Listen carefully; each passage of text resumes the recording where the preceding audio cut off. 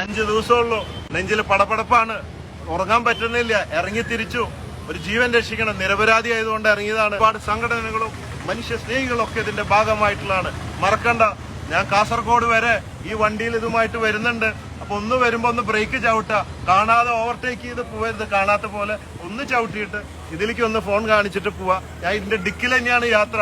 മഴയും വെയിലൊക്കെ കൊണ്ട് ഇതിന്റെ ബാക്കില് ഫുൾ ടൈം ഇതിന്റെ അടുത്തുണ്ട്. ഇന്നലെ മഴയുണ്ടായിരുന്നു, വെയിലുണ്ടായിരുന്നു, അതൊന്നും നമുക്ക് ബാധകമല്ല. ഞാൻ ആദ്യമായിട്ടാണ് എനിക്ക് വേണ്ടിയോ ആർക്കു വേണ്ടി ഇന്ന് 1 രൂപ പോലും സംഭാവന വാങ്ങിയിട്ടില്ല. കാരണം ചീത്തപ്പേര് വരും എന്ന് അറിയാം.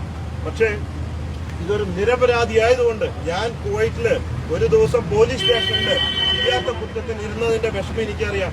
18 വർഷം ഒരു കുറ്റം ചെയ്യാത്ത വ്യക്തി ജയിലിൽ ഇരുന്നെങ്കിൽ അതിന്റെ വിഷമം എനിക്ക് ആലോചിക്കാം. പിന്നെ ആ ഉമ്മയുടെ കരച്ചില്, അതുകൊണ്ടൊക്കെ ഞാൻ ആദ്യമായിട്ട് ഇറങ്ങിയത്. പലരും പറഞ്ഞു ചീത്തപ്പേര് വരും, ഇതുവരെ ഇറങ്ങിയിട്ടില്ല, ഇനി ഇറങ്ങണ്ടെന്ന് പറഞ്ഞു. എന്നാലും സാറിൽ ഇത്തിരി ചീത്തപ്പേര് വരും, പലരും ചെളിവാരി എറിയും എന്ന് അറിഞ്ഞുകൊണ്ട് തന്നെ ചീത്തപ്പേരാണെങ്കിൽ ചീത്തപ്പേരെന്ന് വെച്ചിട്ടും ഞാൻ ഇറങ്ങിയിരിക്കുകയാണ്. ഈ ഒരു കാര്യത്തിന് വേണ്ടി ആദ്യമായിട്ടാണ് കോച്ച് നിങ്ങളോട് കൈ കാണിക്കുന്നത്. കൊടുത്തിട്ടേ ഉള്ളൂ, കൊടുത്തേ ശീലമുള്ളൂ. ആദ്യമായിട്ട് കൈ കാണിക്കുന്നു, ജീവന് വേണ്ടി മാത്രം.